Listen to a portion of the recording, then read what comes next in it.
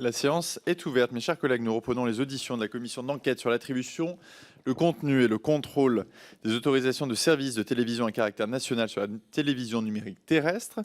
Remplaçant Monsieur Christophe Deloire, secrétaire général, auquel souhaitons tous bien sûr un prompt rétablissement. Nous remercions nos deux représentants aujourd'hui présents pour Reporters sans frontières, donc Monsieur Thibaut Brutin, adjoint au secrétaire général, et Monsieur Antoine Bernard, directeur du plaidoyer et de l'assistance. Merci, messieurs, de venir répondre à nos questions. Ça nous permet d'avancer dans nos travaux et pour nous, il nous semblait essentiel de pouvoir échanger avec vous. Plusieurs sujets sont montés au cours des dernières tables rondes. Vous avez pu, j'imagine, les suivre. Nous allons pouvoir y revenir avec vous. Nous avons déjà eu l'occasion de vous entendre lors d'une table ronde le 20 décembre dernier. La décision rendue le 13 février dernier par le Conseil d'État à la suite d'un recours donc, de Reporters sans frontières a rebattu sur les cartes et a précisé le rôle de l'ARCOM pour vérifier les exigences du pluralisme et de l'indépendance de l'information sur les chaînes de la TNT. J'imagine que vous avez prévu de revenir dessus peut-être dans vos propos liminaires. C'est pour nous effectivement très intéressant d'avoir votre retour, votre analyse de cette décision. On en a beaucoup entendu parler, notamment sur des chaînes de télévision. Donc c'est pour nous important d'avoir votre clé de lecture sur ces deux éléments. On pourra y revenir à la fois sur le fait que, n'ayant pas en tout cas que le Conseil d'État n'était pas en capacité de remettre en question le titre de chaîne d'information au regard de l'actuelle convention. Et du coup, c'est intéressant pour nous de voir justement l'évolution que vous pourriez proposer à une convention, mais j'ai envie de dire convention type, parce qu'il n'y a pas que CNews qui soient concernés par les renouvellements. On a aussi BFM TV, on a aussi LCI, on a en partie TMC, parce qu'ils font aussi un petit peu d'informations. Donc c'est pour nous important d'avoir. Et puis sur l'autre partie, celui qui concerne le pluralisme, au-delà des partis politiques, celui des opinions, quand on voyait effectivement l'organisation de ceux-ci. On va avoir d'ailleurs un moment assez important, notamment avec le débat sur la fin de vie, qui est l'exemple type d'un débat qui n'est pas forcément un débat lié à des positions de partis politiques et donc à des temps de partis politiques, mais d'opinions très différentes à faire vivre sur l'ensemble du plateau. Donc votre regard sur ceci et puis peut-être les clés, les méthodes que vous pouvez nous conseiller ou nous suggérer pour le calcul, aussi dans les périodes qui vous semblent les plus propices pour ceci, pourraient nous être très utiles. Je vous remercie de nous déclarer tout intérêt public ou privé de nature à influencer vos déclarations. Dans un souci de transparence, j'invite les députés à rappeler le passé qu'ils ont pu avoir dans l'audiovisuel lors de leur intervention.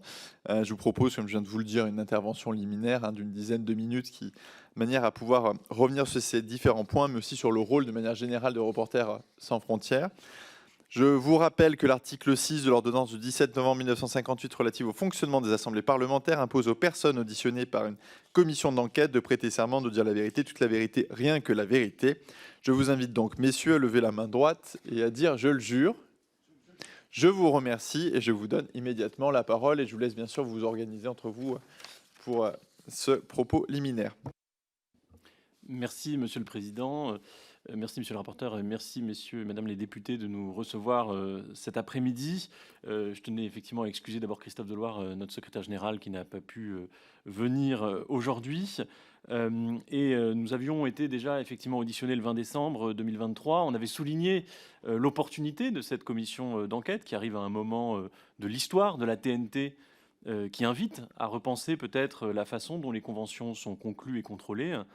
Et c'est vrai que la décision du 13 février 2024 du Conseil d'État, rendue à notre demande, est une coïncidence qui vient effectivement rebattre les cartes du débat. Et on peut que se féliciter de l'intérêt renouvelé de nos concitoyens pour les enjeux de pluralisme et d'indépendance, dont je crois votre commission est aussi une illustration. On a entendu beaucoup de choses sur cette décision du 13 février. Je crois qu'il y a pu y avoir, alors parfois de façon intéressée, parfois aussi de façon juste mal informée, une caricature qui a été faite parfois de cette décision de justice, qui a pu aller jusqu'à une dénonciation du gouvernement des juges. Je tiens à assurer les représentants de la nation que voilà, notre volonté, c'était de faire appliquer la loi, rien que la loi et toute la loi. Et nous sommes satisfaits de la position que le Conseil d'État a adoptée sur le cadre de la régulation. Quand je dis la loi, rien que la loi et toute la loi, c'est effectivement en se référant au texte de la loi de 1986, dont l'article 1 prévoit que l'exercice de la liberté de communication ne peut être limité que par notamment le caractère pluraliste de l'expression des courants de pensée et d'opinion. Donc on est vraiment au cœur de cette loi de 1986. Et dans son article 3.1, l'ARCOM garantit l'honnêteté, l'indépendance et le pluralisme de l'information et des programmes qui y concourent. Donc vraiment, il y a pu avoir des expressions extrêmement malheureuses et nous avons relevé dans les auditions, notamment celle du groupe Canal+, alors à défaut d'excuses, en tout cas une reconnaissance d'une mésinterprétation par des présentateurs à l'antenne de cette décision. Et je crois qu'elle a été, à bien des égards, dénaturée et a fait l'objet d'une campagne de désinformation qui a pu paraître scandaleuse pour certains. Et je voudrais revenir sur quelques points. Tout d'abord, quelques enseignements que l'on tire du visionnage des commissions d'enquête et des auditions que vous avez faites. Et deuxièmement, revenir sur 10 points, on s'était engagé à le faire en décembre, qui nous paraissent de nature à devoir être inclus dans les futures conventions de chaîne pour permettre un meilleur contrôle de ces 3 dimensions, donc l'indépendance, l'honnêteté et le pluralisme. Alors tout d'abord, en ce qui concerne les leçons que l'on tire des auditions, on a pu constater, et je crois que ça a été vraiment très, très clair dans les auditions qui ont été faites des différents dirigeants et animateurs du groupe Canal+, de voir à quel point il peut y avoir une étrange conception de la sanction où la gradation progressive des mises en demeure et de tout le dispositif mis en place par l'ARCOM peut donner le sentiment qu'il n'y a pas de sanction. Or, il est évident que voilà, quand vous êtes mis en demeure de façon répétée, des dizaines de fois pour des comportements à l'antenne, il est évident qu'on ne peut pas parler d'absence de sanctions. Et là-dessus, il y a une invitation à repenser la façon dont ces mises en demeure sont prononcées et l'impact qu'elles peuvent avoir, puisqu'on voit aussi que chez certains acteurs, il peut y avoir une prise en considération presque anticipée, puisqu'on parle même de partage éventuel des montants des sanctions à payer avec les producteurs de contenu. Il y a une sorte d'anticipation de la sanction qui prouve, à notre sens, une part de son caractère ineffectif. Deuxièmement, il nous paraît très important de souligner que si le débat sur le pluralisme est nécessaire, il est important et il fait partie des points essentiels de la décision du 13 février 2024, il ne saurait être envisagé sans ses corollaires, à savoir l'indépendance et l'honnêteté de l'information.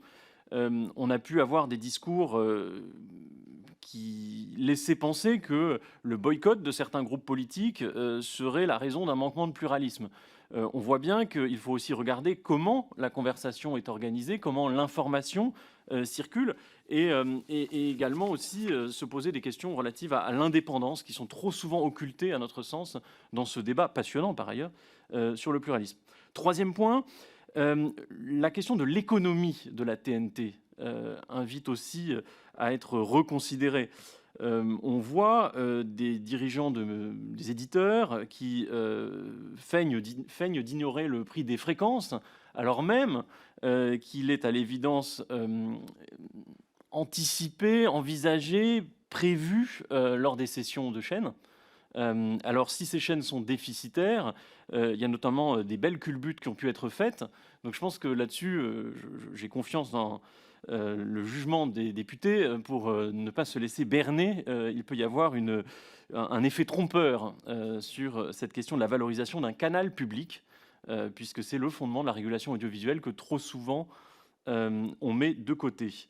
Quatrième point, et après j'achève cette première partie, la question de la diversité des chaînes d'information n'est pas, contrairement à ce qui a pu être prononcé dans des auditions, une garantie contre la polarisation de l'audience. Il est évident, aujourd'hui, les études le montrent, je vous renvoie à l'étude de Julien Labarre qui est sortie également par coïncidence en ce début d'année, qui montre à quel point, une fois de plus, il ne s'agit pas de question d'orientation politique ou de liberté éditoriale, ou de ligne éditoriale, il s'agit de concevoir l'évolution des publics face à une chaîne, et on voit qu'il peut y avoir un espèce d'effet de couloir où plus vous regardez une chaîne, et plus vous avez un jugement qui se conforte sans aller regarder nécessairement les autres chaînes. Et dernier point pour terminer, dire à quel point il a pu être répété que notamment le groupe Canal+ était légaliste, qu'il faisait une application bête et disciplinée des règles. Je cite, on voit bien que derrière tout cela, il y a en fait une opération de tricherie et de contournement d'une partie des obligations de l'éditeur. Donc, une fois de plus, la complexité des règles, la complexité du sujet ne doit pas être un paravent qui empêche de voir les contournements qui s'opèrent. Très rapidement sur les 10 derniers points, enfin les 10 points que nous considérons qu'il pourrait être intéressant d'inclure dans les conventions de chaînes futures pour tous les éditeurs. Tout d'abord, lorsqu'il s'agit d'un canal qui est affecté à l'information, de le spécifier avec une obligation chiffrée sur la part d'énoncés d'informations, ce qu'on appelle le hard news. C'est quelque chose qui existe par exemple sur des pourcentages d'expression de langue française, sur des parts liées à la diffusion de fiction. Pourquoi ne pas envisager un dispositif qui chiffrerait une part d'énoncés d'informations ? Deuxièmement, la notion de diligence journalistique qui transparaît quand vous faites une étude comparative des différents dispositifs qui existent dans les pays européens, par exemple, pourrait être imposée aux animateurs. Ensuite, il est important d'opérer aussi une distinction à l'antenne entre les statuts des différents intervenants. Il est clair que quand vous allumez votre télévision aujourd'hui et que vous allez sur certaines chaînes de la TNT, notamment les chaînes d'information, il peut y avoir un doute sur le statut de la personne qui s'exprime. Est-elle invitée, ce que l'on entend comme non rémunérée, ou est-elle un chroniqueur, ce qu'on appellerait quelqu'un qui est rémunéré, qui fait l'objet d'un contrat? Ce n'est parfois pas du tout évident. Et je pense que éclairer le jugement du spectateur, du téléspectateur, pourrait vraiment être opportun. Je passe rapidement sur les points 4 et 5 qui ont été très largement traités par le rapport d'évaluation de la loi Bloch, qui, je crois, apporte des solutions pertinentes à deux déficiences tout à fait constatées, c'est-à-dire notamment les questions relatives à la charte de déontologie, qui fait l'objet parfois d'un contournement. Et il pourrait être opportun que la Convention établisse que ces chartes sont créées dans le cadre d'une élaboration collective et obéissent aux standards déontologiques attendus. Également pour le comité d'éthique, il y a des propositions très intéressantes qui ont été formulées par les députés et qui pourraient permettre d'éviter d'avoir une situation que l'on peut constater aujourd'hui dans certains groupes où vous avez des personnalités qualifiées qui ne font pas montre d'une qualification particulièrement évidente, notamment quand il s'agit d'un sujet aussi complexe, et on le voit dans le débat public aujourd'hui, un sujet comme l'indépendance, l'honnêteté ou le pluralisme de l'information nécessite tout de même d'en avoir une appréciation sérieuse. Le 6e point porte sur les garanties d'indépendance, sur lequel il y a aussi un travail parlementaire qui est effectué, où quel que soit le dispositif qui est choisi, que ce soit le droit d'agrément ou d'autres types de dispositifs qui permettent de garantir une association des rédactions à la gouvernance des titres ou à la conduite de l'action journalistique, cela pourrait être rentré dans le champ d'appréciation de l'Arcom lors de l'évaluation des propositions des chaînes. Également aussi intéressant de voir ce qui peut être fait dans le domaine de la transparence sur les pratiques journalistiques. Et comme vous le savez peut-être, Reporters sans frontières porte une norme qui s'appelle la JTI, la Journalism Trust Initiative. J'en viens au 8e point, la question de la soutenabilité économique des projets qui gagnerait à être prise en compte dans l'appréciation des propositions qui sont formulées à l'Arcom lors de l'appel à projets. Le 9e point porte sur le fait qu'on pourrait imaginer une sorte de clause miroir à ce qui est proposé dans le cadre des aides à la presse, où il y a un conditionnement à l'existence d'une rédaction avec des journalistes. C'est quelque chose qui aujourd'hui est à notre connaissance inexistant dans les conventions de chaîne.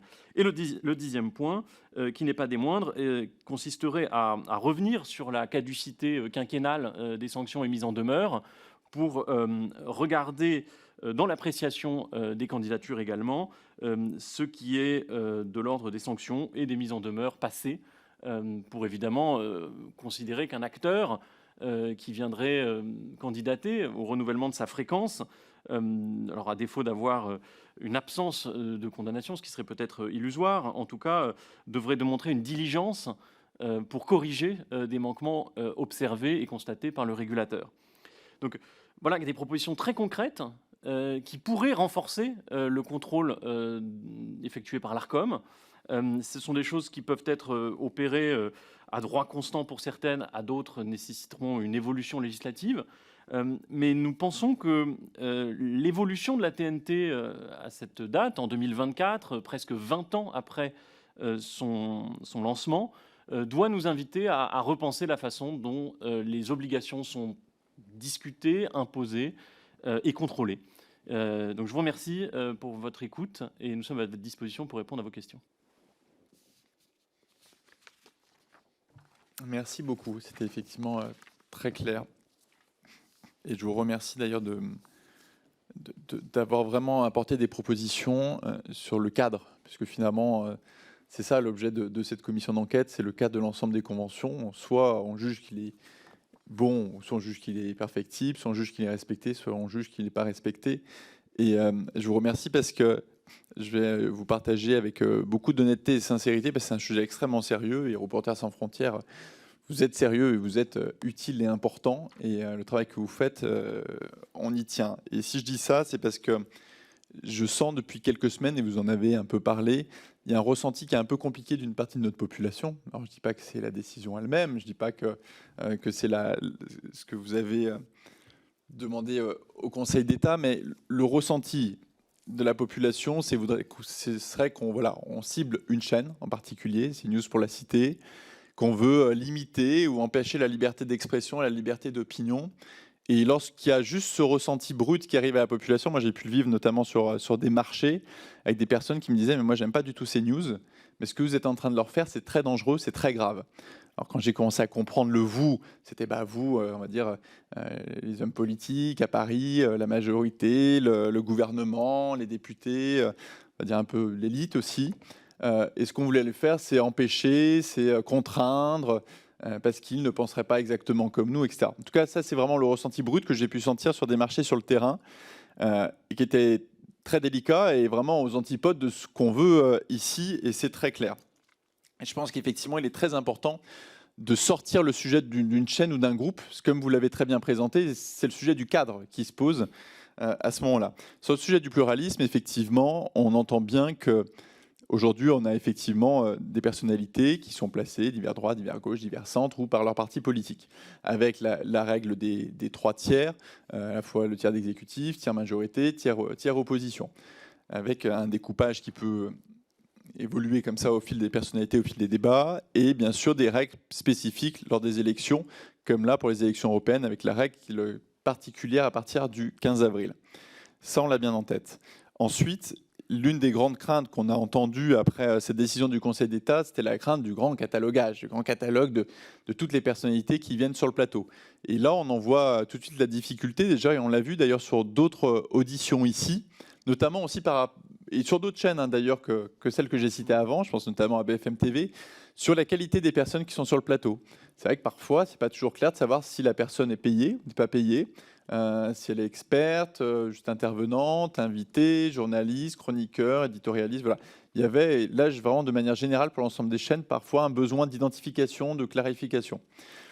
En même temps, on sent bien qu'il y a une difficulté à vouloir classer les personnes et que le débat serait plutôt d'aller, et vous allez me donner un peu votre avis, plutôt de donner, on va dire, des notes, des couleurs d'ambiance sur les différents débats, mais un débat, ça prend aussi une période particulière de temps.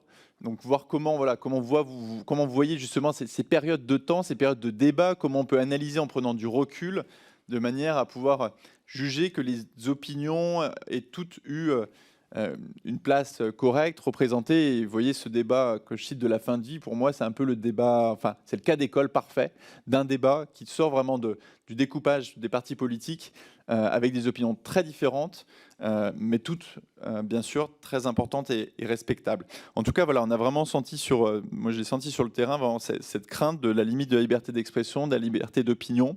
Tant mieux que les Français soient toujours aussi énergiques et mobilisés sur ce sujet-là, qui est effectivement extrêmement important pour la démocratie. Mais effectivement, l'endroit où on va emmener ce débat est, je pense, très important aussi pour l'avenir. Donc voilà, j'ai besoin de vous sur cette précision de la façon justement de prendre compte au mieux de l'analyse et de la présence des différentes opinions sur les débats, en dehors de cette idée de cataloguer les gens, parce que voilà, même je pense que les journalistes ne le veulent pas évidemment. Puis en plus, on peut tous évoluer, même d'un matin au soir, sur un débat, et on sait bien que les choses sont beaucoup plus compliquées que le positionnement d'une personne en tant que telle. Et je pense que ce serait très grave, et on serait de recours en recours permanent avec l'Arcom. Donc je pense qu'on casserait nous-mêmes le système. Voilà sur le pluralisme. Sur l'autre sujet, merci pour les propositions que vous faites sur les conventions L4, parce que c'est vraiment le sens de cette commission d'enquête. Et c'est sûr que les conventions sont perfectibles. Et d'ailleurs, il n'y a pas qu'une seule chaîne là, qui va être concernée si elle fait la demande de renouvellement, mais il y en a d'autres. Donc ces obligations se porteront aussi pour celle-ci. Il faudra voir comment on adapte à l'avenir pour les autres. Ce qui est très délicat pour nous, enfin en tout cas pour moi en tant que député, ça l'est moins de fait pour vous parce que ce sont vos confrères, vos consoeurs, et ça l'est moins encore pour l'Arcom qui est l'autorité de régulation. C'est de porter nous-mêmes le débat du bon et du mauvais journalisme. Parce qu'on en voit aussi les limites, et je pense que notre statut rend très difficile de porter un débat du bon ou du mauvais journalisme. Est-ce que ça passe par un minimum de reportage ? Comment on peut quantifier la qualité, le niveau, la quantité nécessaire de reportage pour être, entre guillemets, une bonne chaîne d'information ? Vous parliez effectivement du hard news, qui est important. Comment on quantifie ça aussi ? Comment on le qualifie également ? Ce sont des choses qui, effectivement, sont beaucoup plus faciles, je pense, à ce qu'elles soient portées au sein de la profession et ensuite, effectivement, émises dans les obligations de l'Arcom, mais avec tout le monde, bien sûr, au même titre, et c'est le sens de vos propositions.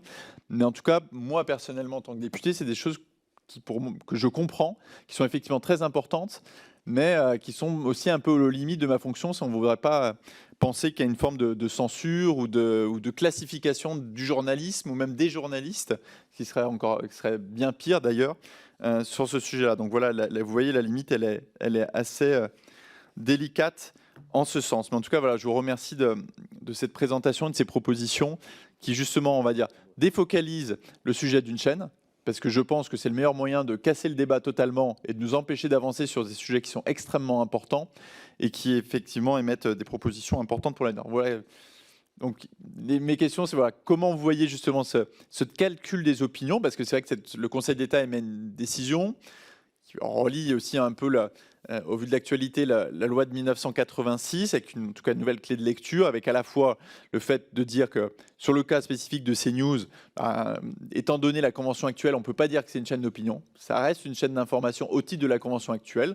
Après, il faut voir selon la future convention. Donc, comment on calcule au mieux les opinions selon vous, si vous aviez une méthode à nous proposer sur un débat type comme celui de la fin de vie, et comment on peut arriver à faire porter ces propositions que vous portez déjà, mais de manière un peu plus générale, unifiée par la profession, pour pas que ce soit à nous, en fait, finalement, de classer le bon et le mauvais journalisme, mais qu'il y ait une forme d'entente, et vous l'avez également émis avec cette charte.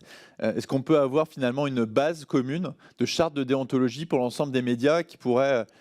Alors, je ne sais pas si après on peut l'imposer directement via la convention de l'Arcom, cette base, mais est-ce qu'on pourrait espérer que finalement toute la profession puisse se mettre d'accord de manière unifiée sur une base de charte qui serait l'élément clé, puis après chaque chaîne décideront. Sachant qu'effectivement, pour moi, il y a vraiment une ligne rouge extrêmement forte, mais qui n'est pas facile à tenir, c'est celle de la ligne éditoriale, de la liberté éditoriale qui est... protégée par la loi de la liberté de la presse de 1881, qui est extrêmement importante, autant que toutes les libertés liées aux journalistes et au journalisme en tant que tel. Et voilà, comment on peut avancer sur ces domaines-là sans pour autant aller sur la ligne éditoriale, pour moi, c'est extrêmement important. Et ça nous permet aussi, au cours de cette table ronde, de saluer le travail de l'ensemble de nos journalistes, notamment à l'étranger, puisqu'on a pu voir encore des images assez choquantes de ce qui se passait en Russie. Je pense notamment à une équipe de BFM TV, pour n'en citer qu'une, qui a subi plusieurs contrôles tout au long de la même journée, et qui subit d'ailleurs un contrôle qu'on trouve assez dur par rapport au contrôle qu'on peut vivre dans nos États sûrement plus démocratiques. Et voilà, ça nous rappelle que la liberté de la presse qui est protégée en France, elle est loin d'être protégée dans les autres pays, et qu'il y a des gens qui mettent leur vie en danger pour nous informer, et qu'on leur doit beaucoup. Et ça nous permettait d'avoir ce message envers eux aussi de remerciement, de gratitude, et de leur dire qu'on est à travers vous, à leur côté. Je vous rends la parole. Merci Monsieur le Président, et évidemment on partage cet hommage que vous venez de rendre. J'ai une pensée particulière pour Stanis Boujakera, qui est un journaliste de Jeune Afrique, qui devrait être libéré dans les heures qui viennent, après 6 mois de détention pour un article qu'il n'a même pas écrit. Donc effectivement, il y a des gens qui payent le prix lourd pour nous informer. Vous avez fait référence effectivement au grand catalogage, au fichage, à l'usine à gaz. Et effectivement, il ne faut pas que le débat porte uniquement sur la question de CNews, même si c'est un acteur.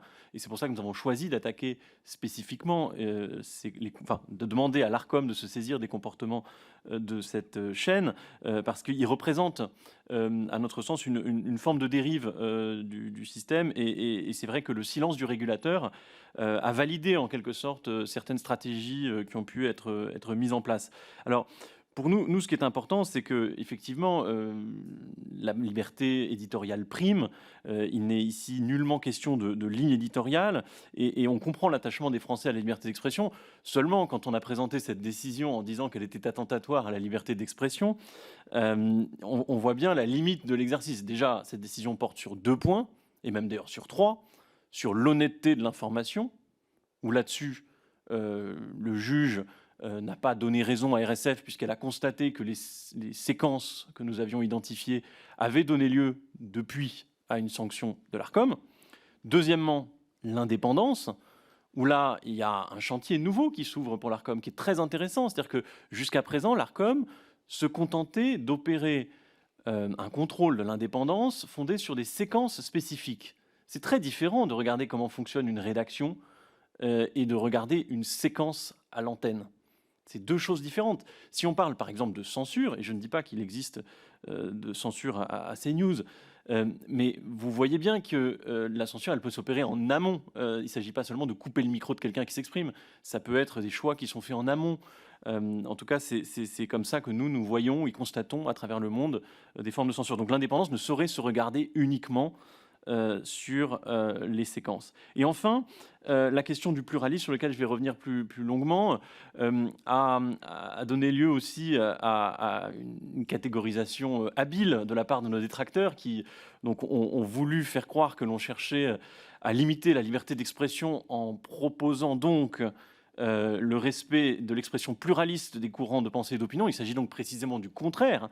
Il s'agit, en réaffirmant le pluralisme interne, d'affirmer l'importance que chacun puisse s'exprimer, y compris sur des sujets de société compliqués, dans une diversité d'opinions à l'antenne. Donc c'est précisément le contraire. On voit bien le travestissement qui peut s'opérer par les mots quand vous avez des groupes de presse entiers qui attaquent de la même voie. Donc sur la question du pluralisme, évidemment, Reporters sans frontières l'a emporté en justice parce que nous avons apporté la preuve qu'il existait d'autres systèmes potentiels. Nous n'en prescrivons pas un nous-mêmes, puisque nous sommes conscients de notre rôle. Et évidemment, de même qu'il peut être jugé que cela ne relève pas nécessairement de la compétence des députés que de décrire un système pluraliste. C'est d'ailleurs le sens de la loi de 1986. Il n'est pas du rôle d'une ONG comme la nôtre de spécifier comment on doit comptabiliser le pluralisme. Cependant, la loi de 1986 laisse une grande latitude à l'Arcom. Elle en fait le régulateur du secteur qui a la responsabilité de délibérer quand il le juge bon, notamment pour épouser les transformations et les mouvements du secteur. Il peut délibérer sur des points spécifiques. Donc on pourrait, et je crois que c'est la forme que Roch-Olivier Mestre et le Collège de l'Arcom va choisir, y avoir une délibération sur la question de l'indépendance et celle du pluralisme.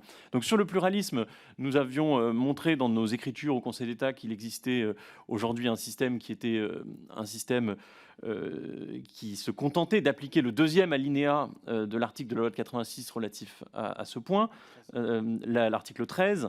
La loi parle d'assurer le respect de l'expression pluraliste des courants de pensée et d'opinion, donc c'est très large.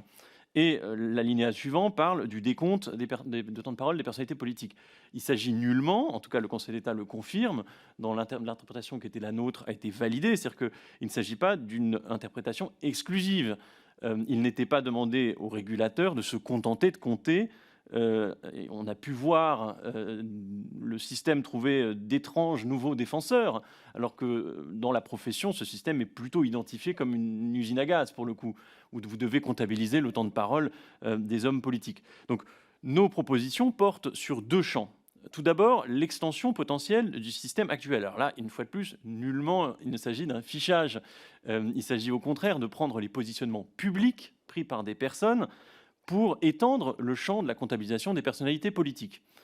C'est la proposition que fait notamment Julia Cagé, que vous avez peut-être vu exprimer à travers une tribune, qui vise, alors pas du tout d'aller chercher ce que les gens votent ou ce qu'ils pourraient, dans le secret de leur cœur, avoir, mais partir du principe que quand on est une personne publique qui s'exprime à l'antenne, évidemment, on peut, si l'on a pris des positions politiques claires, récentes, on peut tout à fait imaginer tout un faisceau d'indices qui viendraient préciser cette délibération de l'Arcom, mais on pourrait imaginer étendre le champ de la comptabilisation. Deuxièmement, il est peut-être judicieux de regarder non pas qui parle, mais de quoi on parle et comment on en parle. Et ça, c'est quelque chose qui a existé longuement aux États-Unis, on appelait ça la Fairness Doctrine. Ça a invité à regarder, dans une conversation sur des sujets de société complexes, s'il y avait une diversité de points de vue qui s'exprimait, et si, à défaut de représenter équitablement l'intégralité de la conversation publique sur le sujet, si elle faisait montre d'une forme de nuance dans l'appréciation et dans le dialogue sur un sujet complexe. Et ça, c'est quelque chose qui s'observe dans d'autres pays européens. On pourra vous remettre, si vous le souhaitez, une note que nous avons préparée sur les enjeux de pluralisme au niveau international.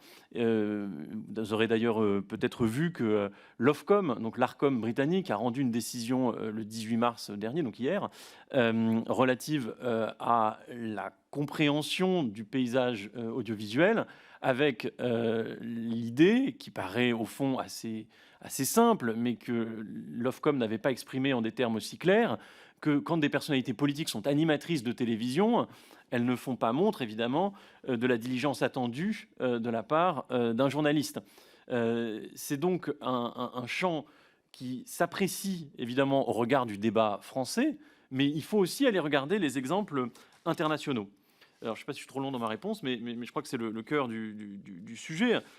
Si vous voulez, regardons ce que la décision du Conseil d'État dit précisément et ce que le rapporteur public dit, où il parle de sanctionner des déséquilibres durables, manifestes, révélant une intention délibérée de l'éditeur de favoriser un courant de pensée ou d'opinion. On est très loin, vous voyez, du fichage. On est plutôt sur une appréciation sur des temps longs qui viendrait à sanctionner donc le fait que l'on favorise un courant de pensée particulier au détriment d'un ou des autres sur une période longue. Donc c'est d'ailleurs ce que, dans une interview à la Tribune du dimanche, Roch-Olivier Mestre a laissé entendre en parlant d'appréciation globale du pluralisme des programmes. Donc voilà, nous, on n'a pas de système particulier à proposer, ce n'est pas notre rôle. Ce que l'on sent et ce que l'on perçoit comme étant une solution potentielle, c'est d'avoir une approche globale, holistique, du pluralisme et de l'indépendance, qui ne se concentre plus sur des séquences particulières, mais sur l'ensemble des programmes étudiés sur une période donnée à définir. Également de combiner peut-être plusieurs approches du pluralisme, regarder à la fois qui parle et comment on en parle. Également aussi peut-être de croiser le contrôle du pluralisme et de l'indépendance, c'est ce que semble dire le rapporteur public en parlant d'intention délibérée de l'éditeur. Donc on est très loin d'usine à gaz, on est plutôt dans une logique qui consiste à sanctionner des dérives dans lesquelles l'expression plurielle sur des sujets de société complexes n'est plus possible. Merci beaucoup. Ofcom, effectivement, que nous avions eu l'occasion de visiter avec Jean-Jacques Gauthier il y a quelques mois dans le cadre d'une mission. Je vais, pour donner rapidement la parole à mes collègues, à monsieur le rapporteur, 2 questions assez claires. La première, quelles sont finalement vos relations, vos contacts et vos échanges avec l'Arcom sur ce sujet? Est-ce que l'Arcom, on va dire, voilà, fait appel à des experts comme vous? Est-ce qu'il y a aujourd'hui des échanges dans le cadre de leurs réflexions, notamment dans l'écriture des futures conventions, hein, au-delà de toute chaîne spécifiquement, hein, vraiment de manière générale? Est-ce qu'il y a des échanges en ce sens avec l'Arcom? Et l'autre question, vous avez parlé effectivement des choix en amont. Des choix en amont des chaînes, des groupes de presse. Donc choix en amont, j'imagine et j'entends que Ce sont les sujets, le temps qu'on donne à chacun des sujets, les angles de ces sujets en question. Comment finalement on arrive à différencier ce que vous appelez choix en amont et la ligne éditoriale, qui, elle, est en soi protégée et propre aux médias en question? Alors, je réponds sur le deuxième point, puisque la réponse est plus aisée. Quand je parlais de choix en amont, c'est de choix en amont au regard de la question de l'indépendance de l'information. Donc il ne s'agit pas du tout de remettre en cause la ligne éditoriale et la liberté éditoriale de l'éditeur. Il s'agit au contraire, dans le respect de la loi, qui prévoit donc que l'indépendance, c'est notamment l'indépendance au regard des intérêts économiques de l'actionnaire, d'éviter évidemment de regarder la question de l'indépendance uniquement en fonction de ce qui se passe à l'antenne, mais aussi de regarder est-ce que l'éditeur cherche à favoriser ses intérêts économiques s'il a, et c'est le cas en France, puisque beaucoup de groupes qui opèrent des services audiovisuels sont des groupes qui ont des intérêts économiques dans d'autres secteurs, d'essayer de faire porter le contrôle de l'Arcom sur ce point-là. Donc pas du tout sur la ligne éditoriale, mais au contraire sur la volonté de favoriser des intérêts économiques de l'actionnaire. Et sur les relations avec l'Arcom, nous avons eu par le passé, et encore je crois assez récemment, en 2023 en tout cas, l'occasion d'être auditionnés, et nous avons porté des points qui sont assez proches de ceux que nous avons recommandés pour qu'ils soient inclus dans le périmètre des conventions de chaîne. Depuis la décision du Conseil d'État, nous avons eu un appel avec l'Arcom où nous leur avons fait part de notre disponibilité pour travailler ensemble à l'application de cette décision de justice dans le respect des responsabilités de chacun. À ce jour, nous n'avons pas eu de nouveaux contacts sur ce point spécifique. En général, et nous avions, je crois, mis l'accent là-dessus lors de notre précédente audition, il nous paraît vraiment important que l'Arcom respire, je dirais, dans un écosystème qui est plus large et qui inclut notamment les milieux académiques qui formulent des propositions particulièrement pertinentes au regard du sujet qui nous occupe. RSF n'est pas une organisation académique, mais nous pensons aussi que nous avons, et je crois que nous l'avons prouvé par la décision de justice que nous sommes allés chercher, voilà, un mot à dire aussi sur ces questions-là, ou en tout cas des propos qui gagnent peut-être à être entendus. Donc nous sommes à la disposition de l'Arcom, nous l'avons toujours été et nous le resterons. Merci beaucoup. Je donne la parole immédiatement à monsieur le rapporteur. Merci, Monsieur le Président. Je vais faire une petite observation ou deux observations par rapport à votre propos liminaire, Monsieur le Président. Je crois qu'il ne faut pas s'effaroucher à l'idée que le législateur puisse se pencher sur la notion de journalisme elle-même. Et de fait, il s'en est déjà chargé, hein, puisque la liberté d'expression est limitée par la loi. Le législateur se prononçait sur l'existence de notions comme celle de la calomnie, de l'atteinte à la vie privée, voire d'informations d'intérêt public. Donc, il a déjà, d'une certaine façon, interrogé ou circonscrit d'une façon ou d'une autre le périmètre de ce que serait un bon journalisme. Par ailleurs, l'évocation d'une espèce de charte qui serait la charte de toutes les chartes, ou pour les commander toutes, ou d'organismes de régulation. On l'a esquissé, on l'a même entendu, puisqu'il y a un conseil de déontologie des journalistes qui mérite peut-être effectivement d'être renforcé. Ça fera peut-être l'objet d'un passage du rapport à venir. J'aimerais vous interroger sur une proposition spécifique qui est celle de l'agrément des rédactions, parce que en y réfléchissant bien, il me semble que quand même elle présente un défaut qui est celui de figer un état de fait. D'une certaine façon, dès lors que vous prendriez une rédaction qui pourrait, par hasard, avoir été décimée par son actionnaire et qui pourrait avoir été totalement remplacée ou à 90% remplacée par des personnes réputées compatibles avec les orientations de l'actionnaire, l'agrément à ce moment-là n'aurait pas vraiment de sens et il se pourrait que nous arrivions trop tard dans certaines situations. Donc j'aimerais entendre votre appréciation sur ce sujet. Merci, monsieur le rapporteur. Sur le premier point que vous évoquiez sur le rôle du régulateur, alors sans faire de néologisme, nous sommes assez favorables, nous, à une approche de co-régulation. C'est-à-dire que on voit bien d'ailleurs que des lois trop spécifiques, surtout dans un paysage audiovisuel changeant, peuvent vite prendre de l'âge. Je pense notamment à la très digne loi de 1986 qui, même si nous demandons l'application de rien que la loi, toute la loi, force est de reconnaître que certains points, notamment je pense au seuil de concentration, sont complètement inopérants aujourd'hui puisqu'ils ne correspondent plus à l'équilibre technologique actuel. Donc nous pensons qu'il faut quand même laisser une place très importante à l'autorégulation. Il serait peut-être malvenu d'avoir un régulateur un législateur trop présent dans ce domaine. Et en ce qui concerne le droit d'agrément, on a eu l'occasion d'être auditionné, je crois, la semaine dernière par Sophie Taillé-Polian et une partie des députés qui travaillent avec elle sur ce projet. Nous considérons que effectivement, la notion de droit d'agrément, d'ailleurs telle qu'entendue dans cette proposition de loi, est en fait une des possibilités qui s'offrent d'associer les rédactions à leur destin, je dirais. Et nous sommes favorables à l'extension de cette proposition de loi à une formulation plus large.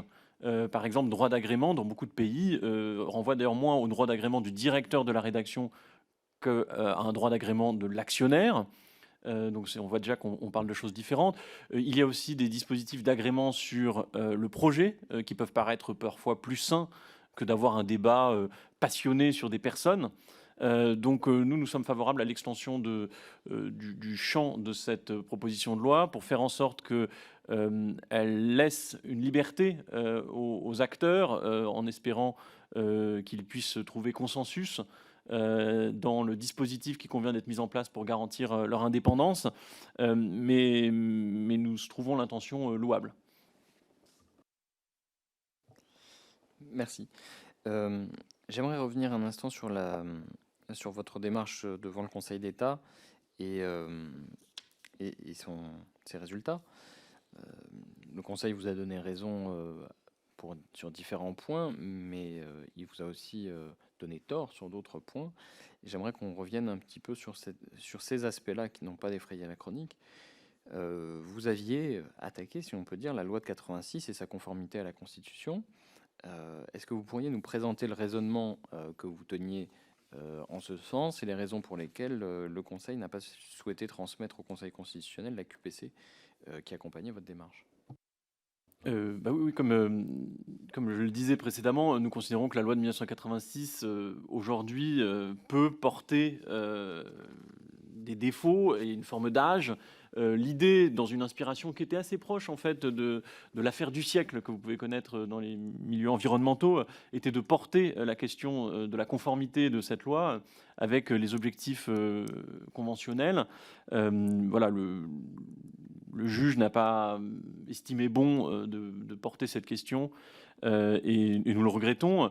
Néanmoins, ce qui est intéressant, je dirais par effet de contre-coup, presque logique, c'est que ça a renforcé la pression bienveillante, évidemment, sur l'Arcom en le renvoyant à sa responsabilité, puisque la loi ne posait pas de questions particulières du point de vue du Conseil d'État au regard de la Convention.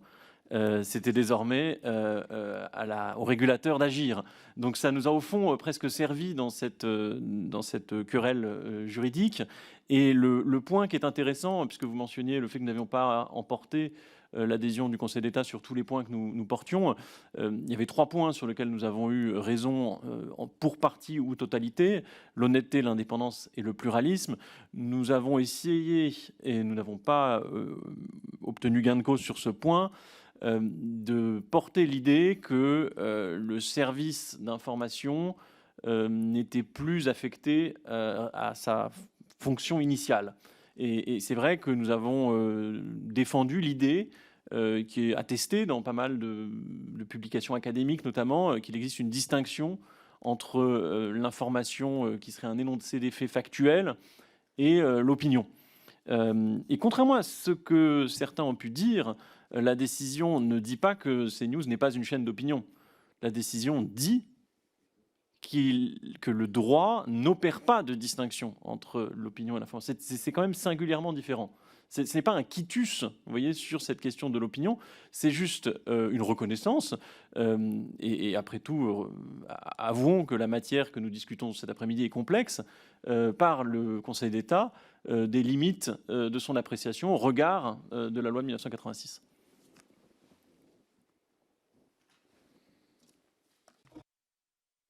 Merci. Le Conseil d'État a aussi estimé que si l'association invoque en outre une méconnaissance générale par la chaîne de l'exigence d'honnêteté de l'information, elle ne produit pas d'éléments suffisants à l'appui de ces allégations. Évidemment, c'est un sujet fondamental. Et d'ailleurs, à titre personnel, je me suis un petit peu étonné que la chaîne ne se vante pas davantage d'un tel résultat. Mais quel est votre sentiment sur cette décision et comment pourriez-vous, le cas échéant, étayer davantage la mise en cause que vous aviez cherché à porter? Le fait est que la démarche est assez ancienne déjà en réalité. Oui, il y a eu une confusion qui a pu aussi être dans les esprits sur le fait que notre étude portait sur ce qui se passait à l'antenne de CNews en 2021. Et pour cause, c'est le temps de la justice. C'est évident que les segments que nous avions portés à l'attention du régulateur et du juge étaient des segments qui datent donc de 2021.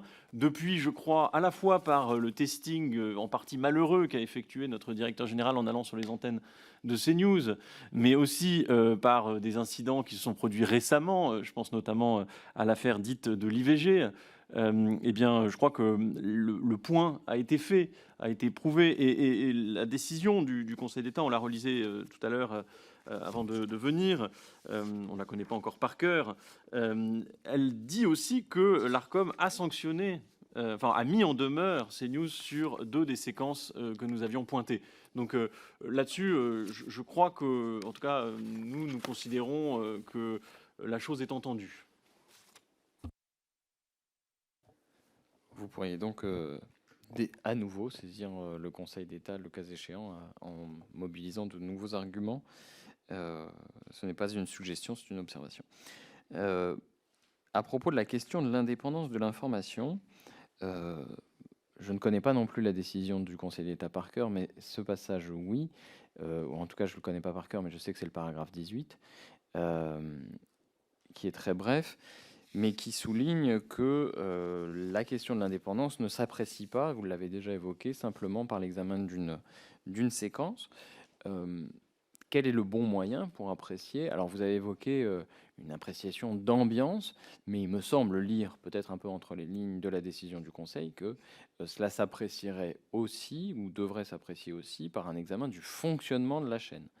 Est-ce que vous pensez, connaissant la loi, que l'Arcom est doté des prérogatives suffisantes pour mettre en œuvre un contrôle de cette nature? Absolument. L'Arcom a aujourd'hui ce qu'on appelle le visa de l'erreur manifeste en droit administratif, ce qui est une capacité d'action qui est importante.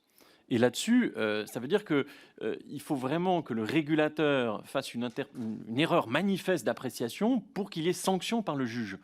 Les erreurs mineures, les erreurs factuelles, etc., peuvent passer face à la justice. Donc l'Arcom est un régulateur puissant. C'est un régulateur qui peut beaucoup. Nous avons constaté qu'il n'avait pas été particulièrement stratège et surtout qu'il avait opéré des contrôles qui étaient des contrôles qui, en ce qui concerne l'indépendance, l'honnêteté, pouvaient parfois être relativement vides de matérialité. On avait souligné 3 exemples dans les écritures. Le premier, c'était la grille des programmes, qui est annexée aux conventions de chaîne et qui constitue évidemment un des documents conventionnels de fait. Or, vous pouvez modifier substantiellement le contenu d'un programme tout en gardant le même nom, tout en gardant la même tranche horaire. Donc là-dessus, on a constaté, en faisant une étude du changement des programmes, que les programmes avaient changé alors même que la grille n'avait pas changé. Là-dessus, le régulateur n'a rien dit. Vous avez également des points qui ont été, là une fois de plus, je renvoie au travail que l'Assemblée a consacré à la loi Bloch, 2 dispositifs qui étaient censés porter leurs fruits après l'adoption de la loi Bloch en 2016, qui était donc le fameux CHIPIP, les comités et les chartes. Et là-dessus, nous avons, et c'est pour ça que nous avons saisi sur le cas de CNews, qui a une convention, enfin une charte qui est particulièrement retorse, puisqu'elle opère une forme de contournement de l'éthique journalistique, puisque par exemple, si vous voulez pas faire un sujet parce que vous trouvez que c'est contraire à votre éthique, votre confrère peut le faire. Donc, vous voyez, le système est assez dévié. On tient à la disposition d'ailleurs de l'Assemblée une note que nous avions faite sur ce point. Et donc là-dessus, une fois de plus, saluons le travail qui a été fait. L'Arcom aurait pu contrôler l'effectivité, la conformité de ces comités et de ces chartes, plutôt que de juste vérifier qu'elles existent, oui ou non, ce qui est un peu succinct quand on parle d'indépendance de l'information. Oui, mais moi, ma question portait sur l'analyse que pourrait faire l'Arcom du fonctionnement d'une rédaction ou d'une chaîne, notamment le cumul de casquettes, par exemple, entre un directeur et directeur de l'information. Est-ce que, en l'état actuel du droit, l'Arcom pourrait se prononcer sur un sujet comme celui-là? Et si oui, pourquoi ne le fait-il pas? À notre sens, l'Arcom pourrait délibérer sur ces points, pourrait effectuer des contrôles sur ces points. Pourquoi il ne le fait pas? Comme je crois l'avoir dit dans la précédente audition, nous considérons que l'Arcom a fait peut-être un usage excessif, disons, de ses qualités de contrôle sur d'autres domaines et a peut-être laissé le champ de l'indépendance, du pluralisme et de l'honnêteté de l'information à l'écart. Et je crois que cette décision du Conseil d'État du 13 février 2024, c'est une invitation faite à l'Arcom de donner de la matérialité, de la substance, un contrôle effectif sur chacun de ces points, en faisant usage de tous ses pouvoirs pour que, effectivement, il n'y ait pas de contournement opéré des principes de la loi de 1986. Merci. À propos de la question de la liberté éditoriale ou de la ligne éditoriale, c'est une notion qui est souvent mobilisée et au fil des auditions, j'essaye moins de pouvoir la circonscrire parce que, évidemment, elle a servi aussi parfois de prétexte à justifier certaines turpitudes. Est-ce que vous pourriez, vous, définir ce qu'est une ligne éditoriale et dans quelle mesure ça ne correspond pas avec l'idée d'un positionnement politique tout bêtement? Je crois que la tradition du journalisme français n'exclut pas une forme d'engagement politique de la part des différents groupes de presse ou médias. Et je crois qu'il ne faut pas aller contre nécessairement cette perspective. Par contre, ce qui est dangereux, à notre sens, c'est de s'avancer masqué.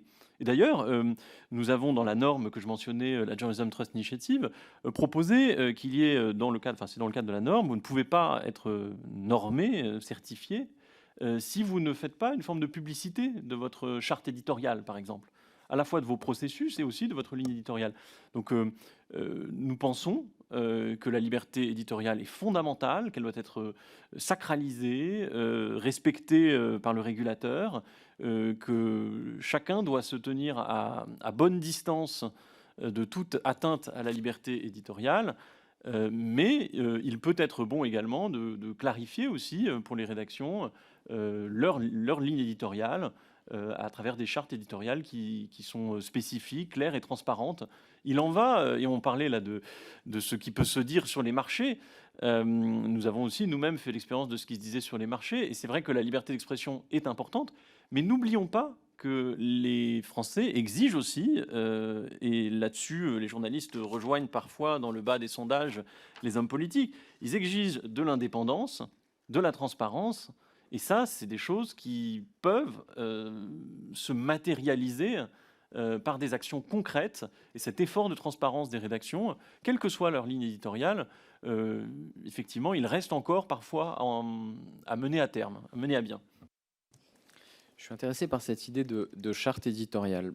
Ça signifierait que une chaîne pourrait, en particulier d'information, pourrait, voire devrait, expliciter un projet d'entreprise, d'une certaine façon, un projet d'entreprise d'information, qui ne la situerait pas, qui ne la situerait pas dans le champ politique, ou qui lui assignerait pas un positionnement politique, mais qui en revanche donnerait une cohérence à ces choix ou permettrait de justifier ou en tout cas d'expliquer les choix faits par la chaîne au fur et à mesure de son exercice. C'est bien de ça dont il s'agit.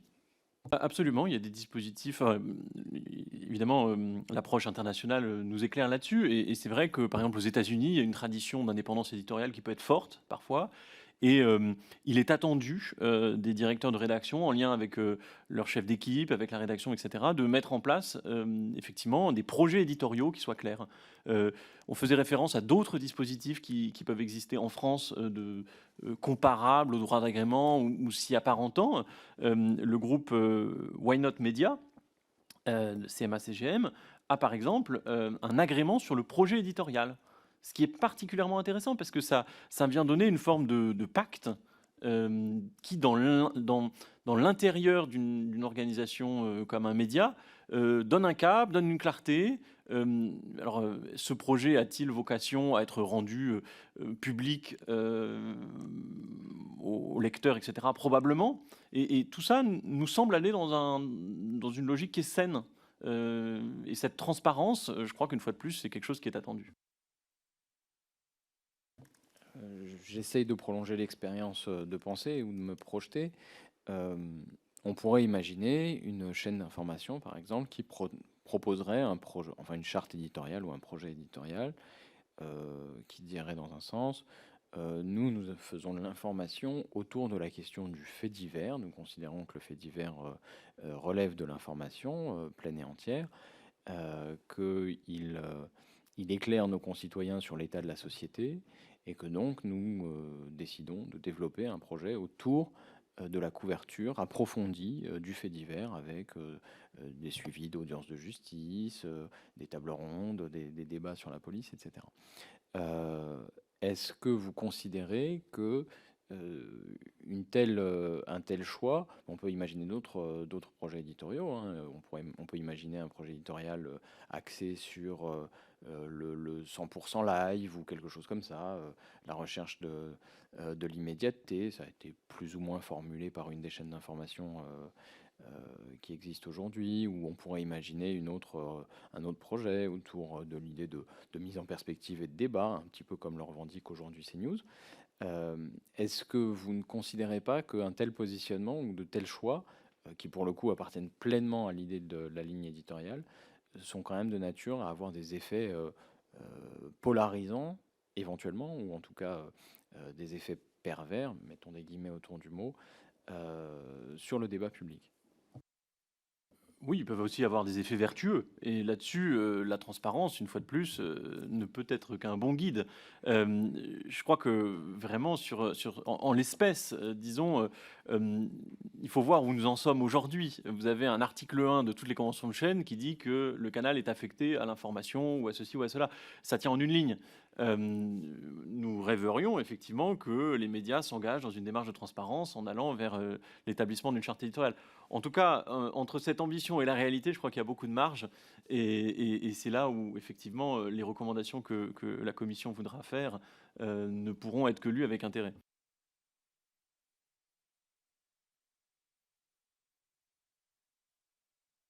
Je vous remercie. Effectivement, l'exemple dont vous parlez de CMA-CGM est effectivement extrêmement intéressant, d'autant plus que ce n'est pas quelque chose qui leur est contraint par la loi, mais qu'ils ont mis en place de manière d'eux-mêmes en interne et qui a été extrêmement bien acceptée, qui a été comprise aussi par le propriétaire, par l'actionnaire. C'est ce qui était intéressant avec un système un peu, c'est comme une sorte un peu de discours sur l'état du journal, l'état de l'Union, enfin, ce que nous, on aurait une forme de discours de politique générale. C'est un peu ça qui suit en fait les mois de la nomination du rédacteur en chef et qui après amène à un vote. En tout cas, c'est vrai que c'est un des dispositifs qui peut être très, très intéressant pour l'avenir. C'est vrai qu'on se pose toujours la question de savoir s'il faut contraindre ou non. En tout cas, lorsqu'il est souhaité, comme dans le cas de ces médias-là, c'est extrêmement important et nous aurons l'occasion, chers collègues, d'auditionner les responsables de CMA-CGM, puisque vous avez tous pu suivre l'actualité sur la promesse de vente concernant notamment BFM TV et RMC. BFM TV étant une des chaînes potentiellement en cours de renouvellement, ce sera pour nous important de les rencontrer. Donc nous ferons ça très prochainement, avec bien sûr les contraintes et la limite de toutes les informations qui ne pourront pas nous donner, soit pour respecter le secret des affaires, soit tous les éléments qui sont aujourd'hui confidentiels dans le cadre de la vente ou vis-à-vis du projet qu'ils devront présenter à l'ARCOM et qu'ils pourront nous communiquer. Et nous essayons de trouver le format le plus à même de nous apporter toutes les réponses dont nous aurions besoin. Je donne la parole dans un premier temps à Monsieur Carl Olive. Monsieur le vice-président, vous avez la parole. Merci Monsieur le Président, Monsieur le rapporteur. Bonjour Monsieur Brutin, Monsieur Bernard. Merci de vous être rendu disponible pour cette audition. Je vais réduire ma question puisque le rapporteur, Monsieur Saint-Toul, a évoqué notamment votre définition du contenu de l'indépendance finalement. Je rappelle, le Président, que je suis ancien journaliste. Reporters sans frontières revendique pour les médias et pour elle-même la défense de l'indépendance et du pluralisme de l'information. J'aimerais vous questionner à ce sujet. Avez-vous des contacts ou plus encore des financements avec les entités liées à la fondation Open Society? Open Society ne fait pas mystère de son engagement contre le groupe Bolloré. Open Society, créée par le milliardaire américain George Soros, est décrite par France Info, chaîne publique, comme un réseau pour le soutien à la gauche américaine, à la promotion des minorités, à l'égalité des sexes et à l'incitation au vote des électeurs noirs et latinos. À ce titre-là, des octrois de dons importants, 200 000 € en 2017, 175 000 en 2019, 300 000 € en 2021, une dépendance financière qui soulève des questions sur son indépendance. Alors, s'il vous plaît, confirmez-vous ou non bénéficier de soutien financier de Open Society? Si oui, pour quel montant? Et dans ce cas, comment abordez-vous, comment gérez-vous les possibles conflits d'intérêts avec cet objectif louable de totale indépendance vis-à-vis des médias? Merci.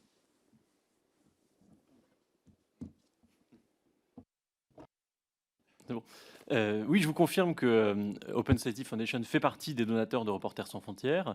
À ma connaissance, et nous pourrons vous confirmer le montant, il s'agit de quelque chose de l'ordre de 200 000 € sur un budget de 15 millions d'euros. Autant vous dire que la part que ça représente est extrêmement faible. Je ne sais pas si Open Society fait croisade contre le groupe Bolloré. Par contre, j'ai remarqué que l'inverse était vrai.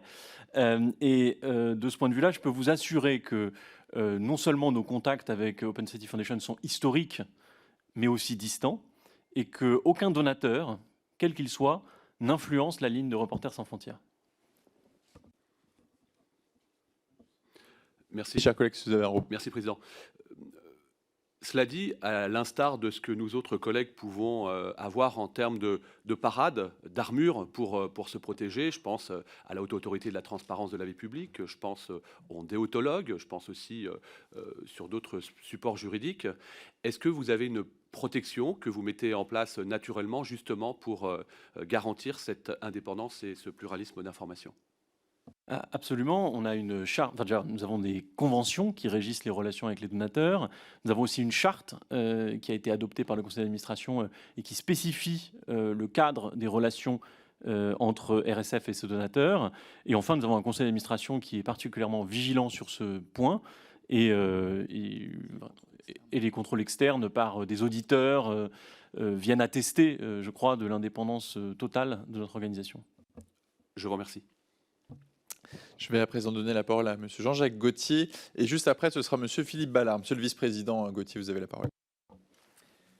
Merci, Président. Moi, je voudrais distinguer le fond et la forme. Sur le fond, les questions de pluralisme, d'indépendance, de concentration des médias se posent. D'ailleurs, pour tous les médias, et pas spécialement en ciblant un tel ou un tel, avec des systèmes probablement à moderniser, évidemment, en les rendant plus convergents à 360 degrés, puisqu'aujourd'hui, le contrôle sectoriel des médias ne touche finalement que les acteurs traditionnels, pas le numérique. Et là, il faudrait le toiletter, tout en sanctuarisant, et j'insiste là-dessus, la liberté éditoriale, hein, qui doit être vraiment protégée, préservée, sanctuarisée. Donc, sur le fond, je vous rejoins sur cette nécessaire réflexion. Sur la forme, j'avoue avoir été un peu choqué par la virulence la violence des propos de M. Deloire qui ont ciblé à travers Vincent Bolloré, le premier groupe audiovisuel français et européen avec ses 80 000 salariés. Je me demandais même s'il n'y avait pas une part de haine personnelle à travers ces propos. Est-ce que finalement vous cautionnez ces propos extrêmement violents qui décrivaient Vincent Bolloré comme un ogre qui digère les journalistes qui trépassent? Est-ce que vous cautionnez ce type de propos? Alors, tout d'abord, oui, je suis solidaire des propos de notre directeur général et j'aurais aimé qu'il soit là, ici, pour en répondre directement devant vous.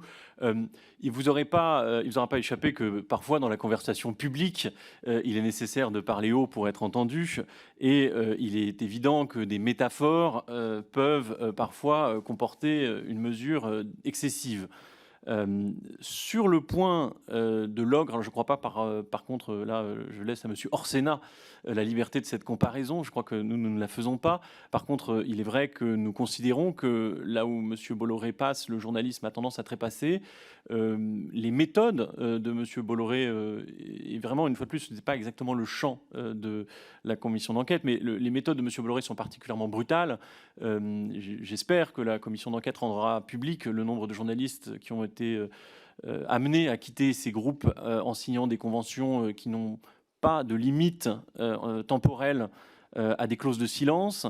Nous avons vu également dans la plupart des médias où il a pu être amené à prendre le contrôle, parfois un contrôle d'ailleurs anticipé. En tout cas, c'est la thèse que nous défendons et nous espérons que la Commission européenne ira jusqu'au terme de l'enquête pour gun jumping qui est actuellement en cours. Nous avons observé aussi une baisse de la part du journalisme au profit, effectivement, d'une part croissante de débats, de discussions, de conversations qui s'éloignent d'un exercice, je dirais, peut-être pur et dur du journalisme. Et enfin, pour parler des intérêts, effectivement, nous avons pu voir des cas, je pense notamment par le passé dans le groupe Canal, des événements et des éléments qui ont déjà été évoqués dans d'autres auditions, sur lesquels M. Bolloré a tenté d'apporter des explications, des moments d'intervention forts de l'actionnaire dans les contenus des chaînes. Voilà. Chers collègues, c'est bon pour vous. Je vais donner la parole à présent à monsieur Philippe Ballard. Chers collègues, vous avez la parole. Merci, Président. Je voudrais tout d'abord revenir, Monsieur. Alors, j'ai été journaliste pendant près de 40 ans donc dans le service public, Radio France, groupe Bertelsmann, TF1, et j'ai même travaillé pendant 2 ans avec Christophe Deloire entre 1996 et 98 à LCI, où il était de mémoire pigiste. Je voudrais revenir déjà sur, parce que j'ai pas très bien compris votre démonstration, ce qu'on disait tout à l'heure, le refus de certains partis politiques de se rendre à des invitations qui sont rendues par des chaînes. On pense bien sûr à CNews, je pense même que le nom a été cité, et vous mettiez en avant que le fait qu'on pouvait se retrouver face à un présentateur, un intervieweur qui vous était franchement hostile. Mais quand il s'agit de débats où on se retrouve à 6, 8 politiques autour de la table, c'est pas un argument qui tient, parce que le présentateur s'efface. Et puis alors, il y a l'effet miroir un petit peu, le pluralisme, quand des chaînes, des émissions, je pense à Quotidien par exemple, sur TMC, refusent et se vantent même de ne pas inviter de représentants de notre mouvement politique, le Rassemblement national. Comment on fait pour faire vivre le pluralisme dans ces conditions? Est-ce qu'on ne sombre pas dans une sorte de démocratie libérale? Nous nous félicitons en tout cas de l'importance qu'a pris le débat sur le pluralisme aujourd'hui en France, et on espère que ça fera bouger les positions de certains acteurs, parce que nous trouvons qu'il est regrettable, effectivement, que des boycotts de certaines antennes existent, dans un sens comme dans l'autre d'ailleurs, que ce soit des programmateurs qui refusent d'inviter des invités et des élus qui refusent d'aller sur des chaînes. La relation entre les politiques et les journalistes est complexe, et on ne va pas en refaire l'historique, mais sachez que nous sommes attachés à ce que chacun, ou la majorité, soit reçu sur les antennes. Et le pluralisme, c'est précisément cela, et plus encore, puisque c'est ce qu'on a essayé de montrer en montrant que ce n'était pas seulement du politique, c'est aussi comment on parle d'un sujet complexe. Donc nous condamnons les pratiques qui consistent à ne pas inviter certains, et nous pensons qu'il est vraiment important que tout le monde se parle dans notre société. Et j'avais une autre précision concernant l'extension du droit d'agrément. Enfin, est-ce que c'est utile? Est-ce que c'est pas dangereux? Je précise ma question. Alors ça s'adresse notamment à la presse IPG dans un premier temps, hein, si j'ai bien compris la démarche de certains partis politiques. Mais vous êtes à la tête d'un journal de gauche. Est-ce que vous allez embaucher quelqu'un qui a une sensibilité de droite? Et puis si vous êtes à la tête d'un journal de droite, est-ce que ça va vous passer par la tête d'aller chercher quelqu'un qui a une sensibilité de gauche? Parce que le résultat du vote de la rédaction, dans ce cas-là, on le connaît. Et puis je dis dangereux parce que, hormis la presse IPG, il y a la presse audiovisuelle. Et si on étend ce système à l'ensemble des médias audiovisuels, presse écrite, on sait très bien, on ne va pas se cacher derrière notre petit doigt, que les journalistes ont une certaine sensibilité. C'est un milieu dans lequel j'ai évolué 40 ans, qui est plutôt de gauche. Donc ça serait à la fin monocouleur. Oui, alors moi, la compréhension que j'ai de la proposition de loi actuellement, c'est qu'elle porte sur les deux volets, à la fois sur la loi de 1881 et la question de la presse IPG, mais aussi sur l'allocation des fréquences et la loi de 1986. Donc j'ai l'impression que telle qu'elle est actuellement étudiée, elle porte sur ces deux champs. Et d'ailleurs, pour rebondir sur ce que monsieur le député Gauthier disait, nous pensons effectivement qu'il faut revenir peut-être ou lisser au maximum à l'avenir les distinctions sectorielles qui s'opèrent entre presse écrite et audiovisuelle, puisque on voit bien que à l'heure du numérique, elles ne sont plus très opérantes. Donc sur le droit d'agrément, nous, notre position, je la redis, hein, c'est de considérer que à la fois il est important d'avoir des garanties d'indépendance éditoriale, puisque c'est de ça dont il s'agit dans l'intention. Après, qu'on aurait tort de se figer sur un système. Effectivement, nous considérons que la question de l'agrément d'un directeur de la rédaction comporte ou emporte quelques conséquences qui peuvent être fâcheuses, notamment sur la question de la mobilité et de l'évolution des rédactions. Mais c'est pour ça que nous défendons l'extension à un champ plus large de faisceaux qui permettent de caractériser l'indépendance, et là-dessus nous avons donc un régulateur, l'Arcom, qui peut avoir une appréciation large, également aussi la CPPAP, dont on parle fort peu au fond, mais qui joue un rôle fondamental aussi dans l'examen qui est fait des conditions d'exercice du journalisme en France. Donc voilà, notre réponse, j'espère qu'elle est claire, mais c'est de ne pas privilégier un mécanisme peut-être plutôt qu'un autre, et en avoir une appréciation large, de renvoyer aussi à la co-régulation, et en tout cas que le régulateur et le législateur favorisent l'autorégulation qui nous paraissent porteurs en l'espèce. Et je partage ce que vous dites, effectivement, ne contraignons pas ceci par la loi, ça pourrait avoir de très mauvais effets, sachant qu'en plus nous avons quand même une grande différence entre l'audiovisuel et la presse, qui est qu'on peut avoir une presse d'opinion, ce qui n'est pas écrite, presse écrite d'opinion, qui n'a donc pas à répondre aux règles du pluralisme. Et à côté de ça, cependant, ce ne sont pas les mêmes règles pour l'audiovisuel, en tout cas sur les fréquences de la TNT encore plus. Je donne la parole à présent à Mme Fabienne Colbock. Chers collègues, vous avez la parole, Mme la vice-présidente. Merci, Monsieur le Président, Monsieur le rapporteur. Messieurs, j'ai une question un petit peu sur le dilemme entre la liberté d'expression personnelle et la responsabilité professionnelle des journalistes ou des chroniqueurs dans l'environnement numérique. À l'ère des réseaux sociaux, la frontière entre la sphère professionnelle et personnelle des journalistes semble de plus en plus floue, et cela soulève une question mon avis essentiel, je me pose, mais je n'ai pas forcément la réponse, et j'aimerais avoir votre avis sur les journalistes et chroniqueurs. Devraient-ils être libres d'exprimer leur opinion politique sur des comptes sociaux, leur opinion, oui, sur les comptes sociaux qui les identifient par leur profession ou leur notoriété, ou voilà, le fait d'être connus. Comment s'assurer que cette expression personnelle n'affecte pas la perception de leur impartialité et de leur objectivité, et justement du non-opinion qu'on peut avoir après, qu'on doit avoir, et de pluralité qu'on doit avoir notamment sur les médias. Où se joue la frontière? Quelles difficultés on peut rencontrer par rapport à aujourd'hui aux réseaux sociaux? Est-ce qu'il faut des règles claires, ou est-ce qu'il faut laisser la régulation à chacun? Enfin voilà, des questions qui se posent de plus en plus.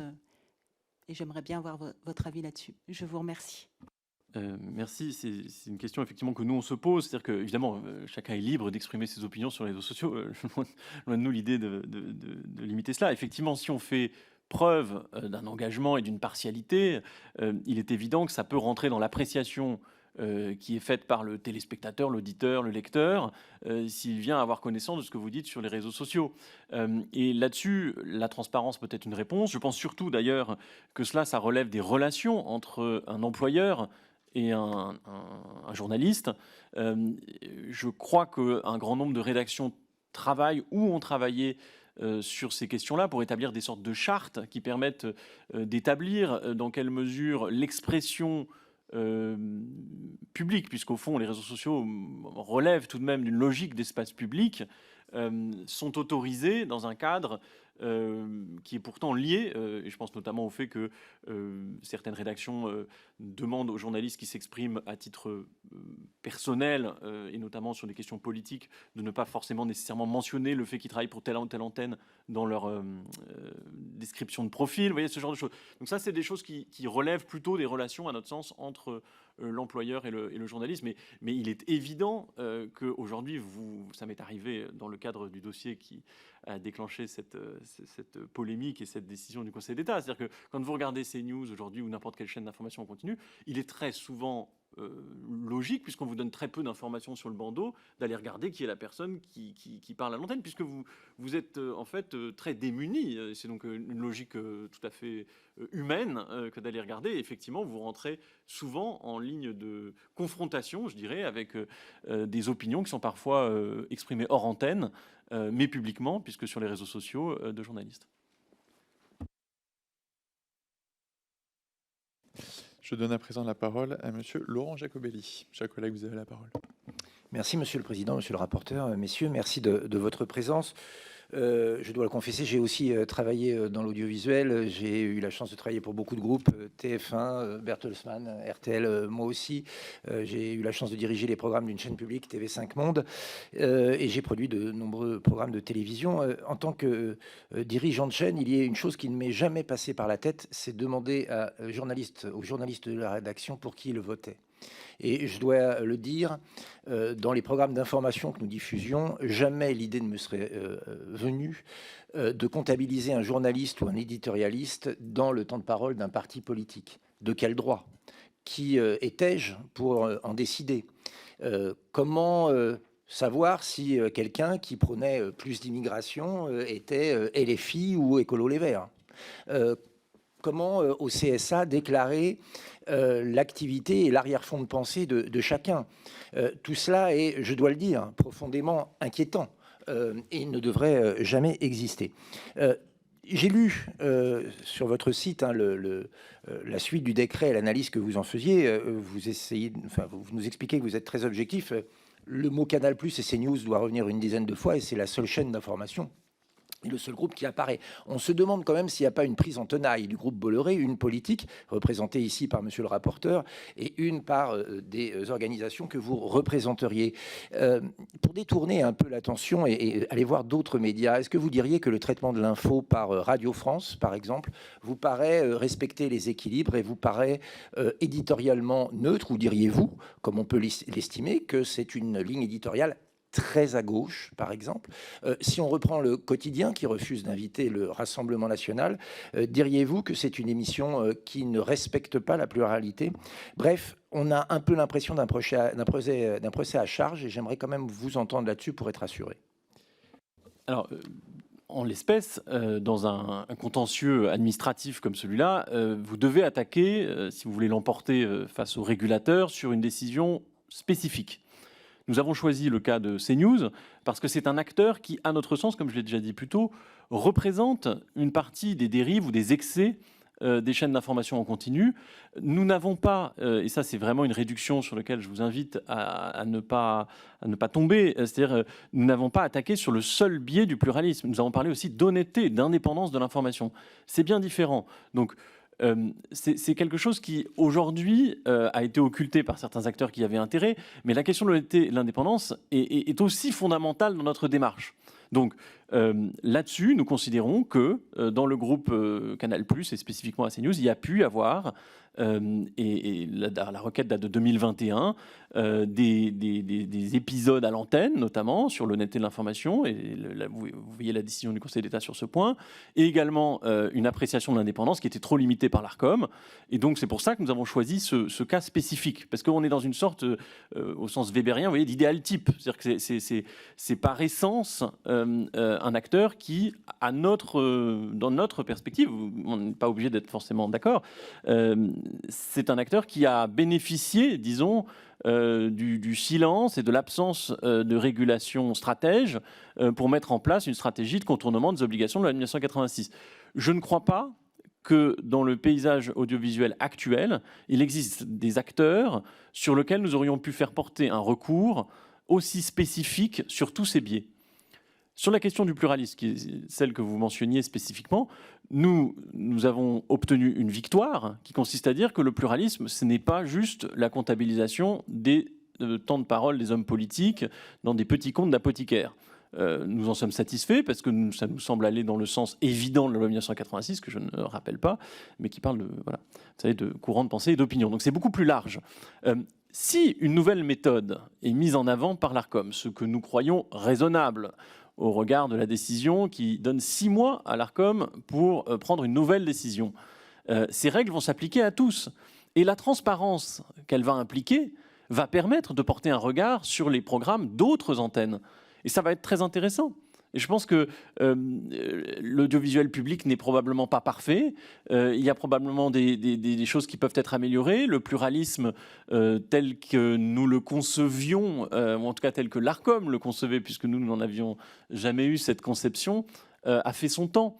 Donc c'est intéressant d'utiliser peut-être dans des perspectives qui sont des perspectives critiques à l'égard des médias, d'utiliser ces nouveaux outils qui seront à disposition et de pouvoir porter un nouveau regard. Nous serions ravis d'avoir de nouvelles études sur l'audiovisuel public, par exemple, sur le fondement de la nouvelle appréciation du pluralisme par l'Arcom. Et on verra ce que ça donne. Chers collègues, si vous avez un rebond.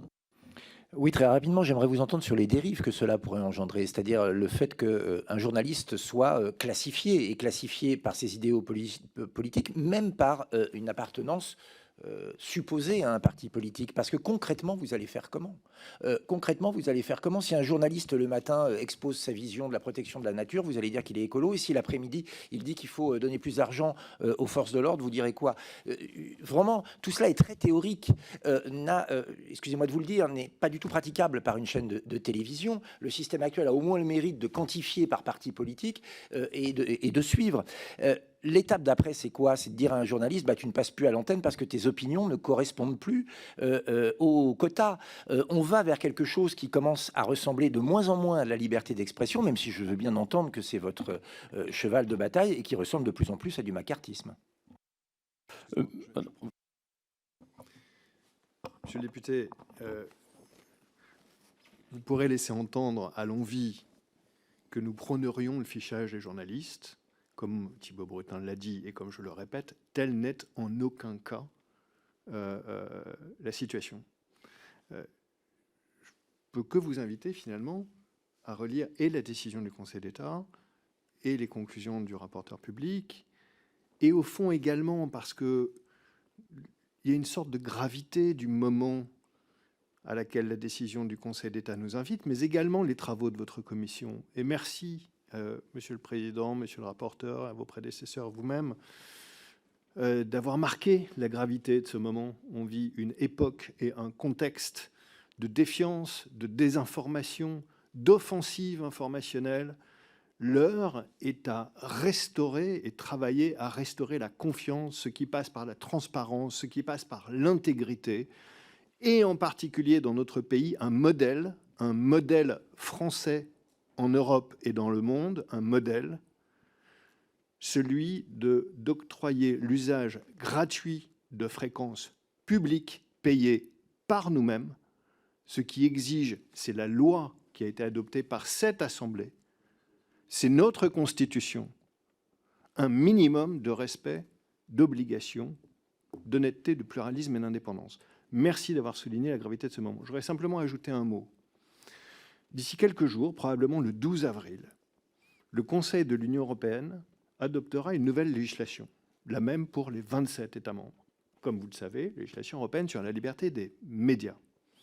Elle entrera en vigueur 20 jours après son adoption. Elle sera opposable dans une durée de 6 mois à 3 ans, selon ses dispositions, à l'ensemble des États. Vous serez appelés, vraisemblablement, à légiférer sur certaines de ces dispositions. Beaucoup de tout ce dont nous avons discuté aujourd'hui, d'exigences de transparence, d'équipements pour favoriser l'intégrité, bref, restaurer et construire la confiance autour d'une information honnête, pluraliste et indépendante, est garantie ou est en tout cas incitée vivement par ce règlement.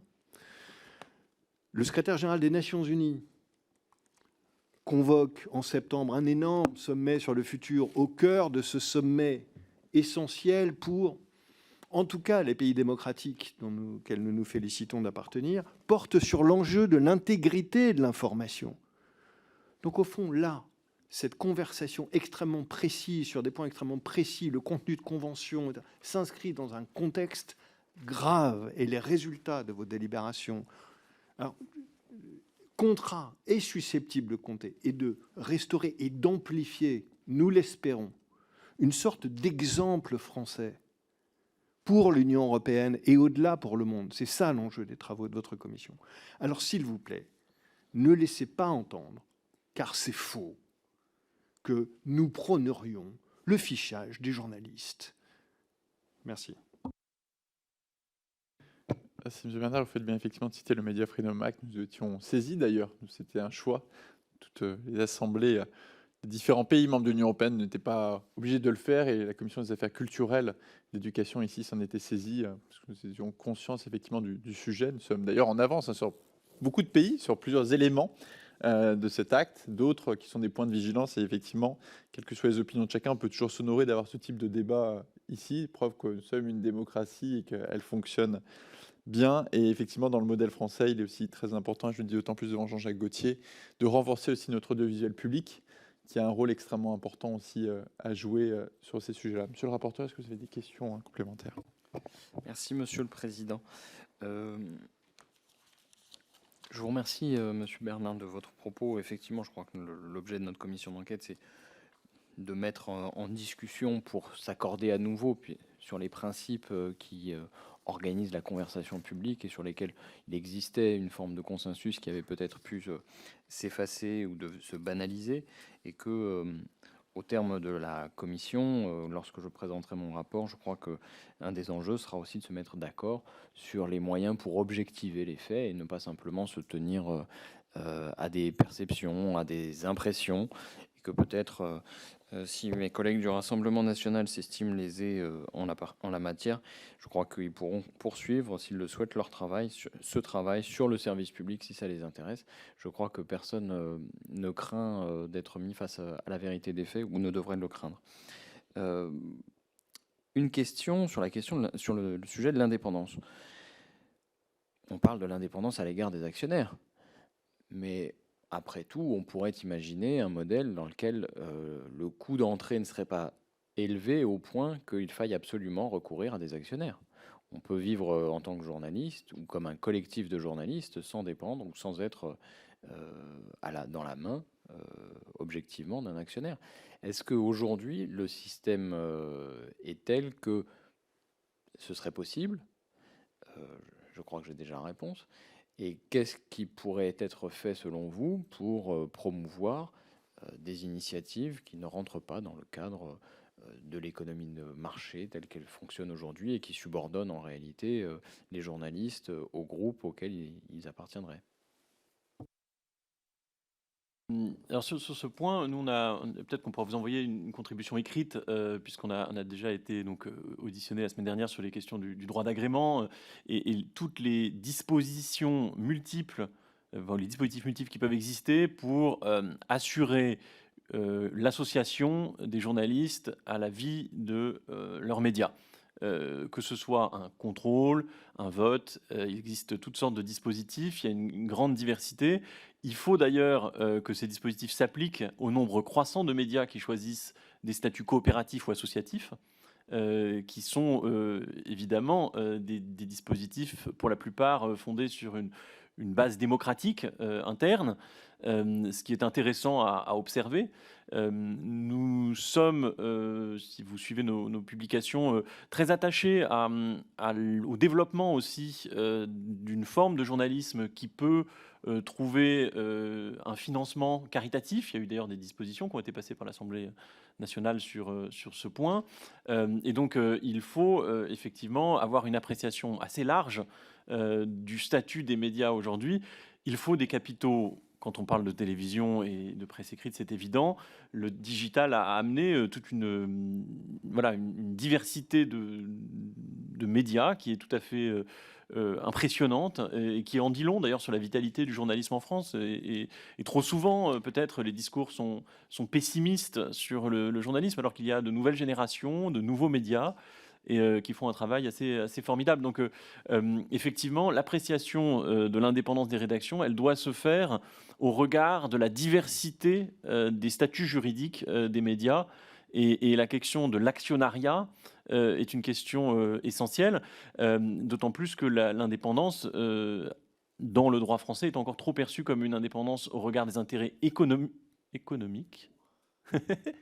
D'intérêt économique des actionnaires, alors qu'effectivement on pourrait s'interroger sur d'autres dimensions, et ça peut rentrer dans le champ d'appréciation.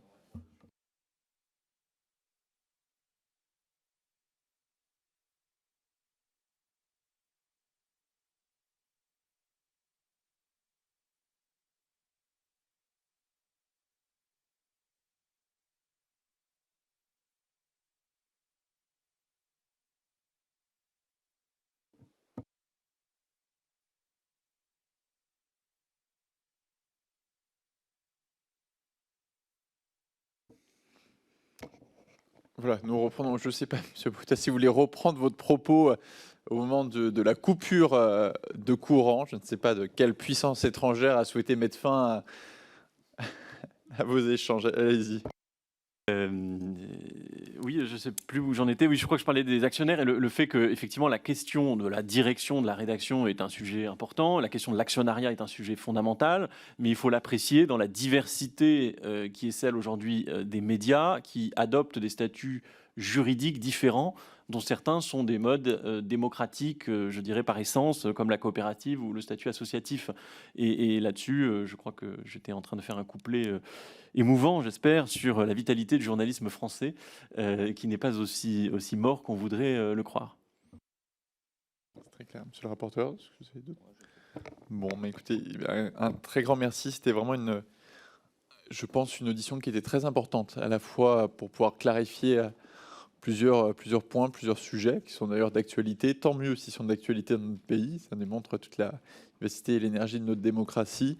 Et nous sommes bien sûr preneurs de l'ensemble de vos propositions par écrit. Pour nous, c'est important dans le cadre de nos travaux d'avoir ces éléments-là, même si vous avez pu les expliquer. Si vous voyez tout autre document qui pourrait nous être utile, bien sûr, vous pouvez nous les transmettre, ainsi que le questionnaire qu'ont pu vous transmettre les administrateurs. Dans l'attente, chers collègues, je vais lever la séance. Nos auditions reprendront à 9 h le jeudi avec M. Roch-Olivier Mestre, M. Xavier Niel et ensuite Mme la ministre Rachida Dati. Dans cette attente, la séance est levée.